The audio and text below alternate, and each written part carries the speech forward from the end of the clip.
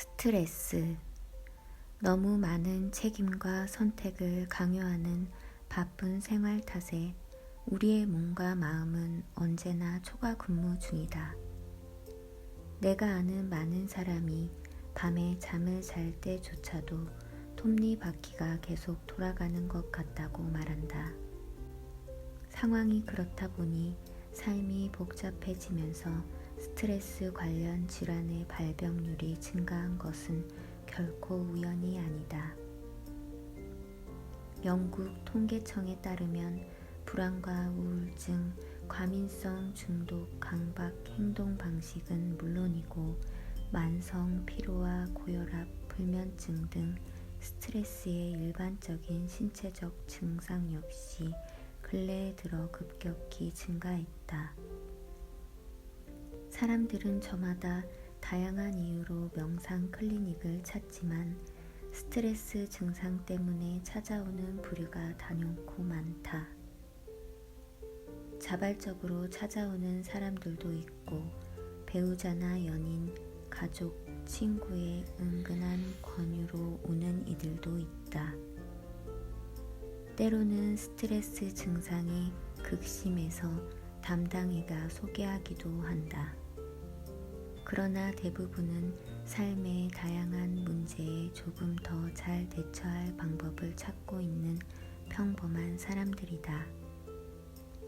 직장에서 압박감에 시달리거나 가족 문제에 짓눌리거나 강박적인 사고에 지쳤거나 자신이나 타인에게 해를 끼치는 습관적인 행동으로 고민하는 사람들이다. 그들은 단지 삶에서 조금 더 많은 헤드스페이스를 찾을 뿐이다. 우리는 스트레스 때문에 온갖 실수를 저지른다. 스트레스에 짓눌린 끝에 하지 말아야 마땅한 말을 내뱉고 하지 말아야 마땅한 행동을 저지른다. 스트레스는 자신을 바라보는 방식과 타인과 상호작용하는 방식에도 영향을 미친다. 물론 우리에게 충족감을 주고 목표를 이루도록 돕는 스트레스나 도전도 있기는 하다. 하지만 대개는 하나의 스트레스가 별로 도움이 되지 않는 다른 스트레스로 이어지기 마련이다. 그렇게 사는 게 뭔지 고민하는 상황이 조성되는 것이다. 바로 그런 상황이 마음을 훈련시켜 삶에서 무슨 일이 일어나든 근원적인 충족감과 행복감, 즉 헤드스페이스를 얻도록 만드는 일이 그토록 중요해지는 시점이다. 인간관계, 마음 챙김은 의심할 여지 없이 일정한 헤드스페이스를 얻고 삶의 변화를 일으키도록 돕는다. 애초에 당신이 이 책을 집어든 이유도 거기에 있을 것이다.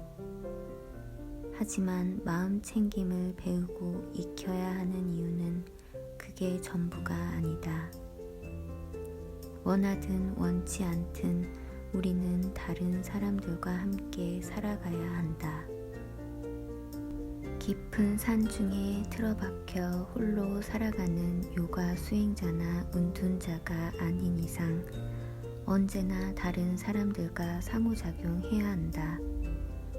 그렇다면 당신이 헤드스페이스의 느낌을 증진하면 누가 가장 많은 혜택을 얻겠는가?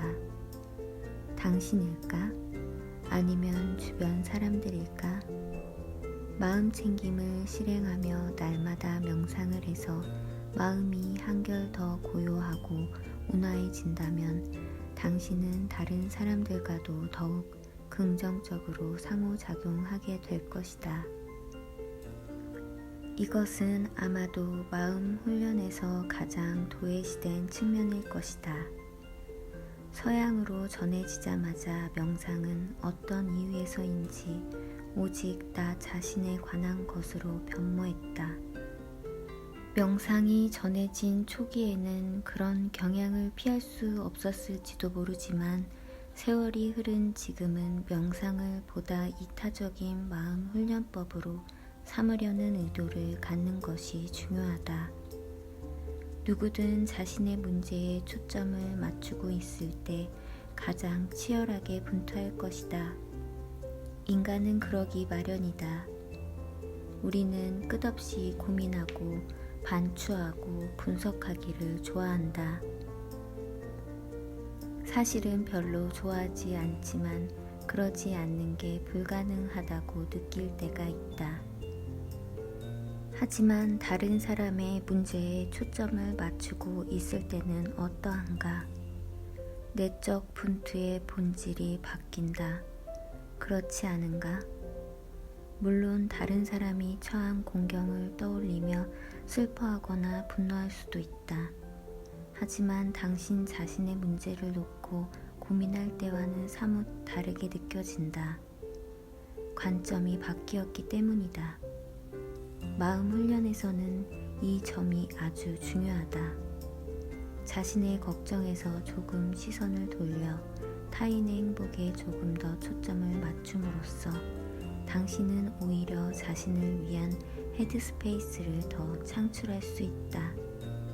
이뿐만 아니라 그렇게 하면 당신의 마음은 더욱 온화해져서 다루기가 더 쉬워진다. 나아가 그러한 명상의 목표에 더 빨리 이룰 수 있으며 오가는 생각에 주의가 쉽게 흐트러지지 않는다.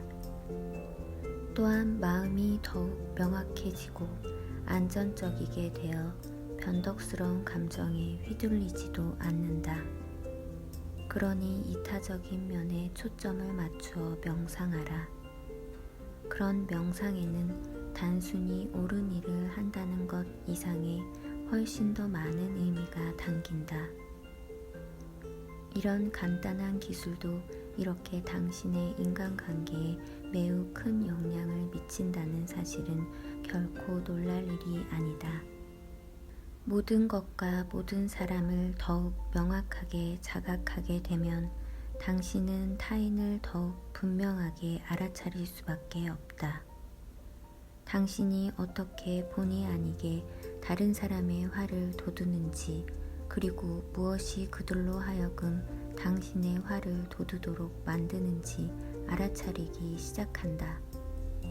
타인과 대화할 때도 그들이 해주길 바라는 말이나 당신이 다음에 할 말에 대해 생각하는 대신 그들이 그 순간에 실제로 하고 있는 말에 귀를 기울이기 시작한다.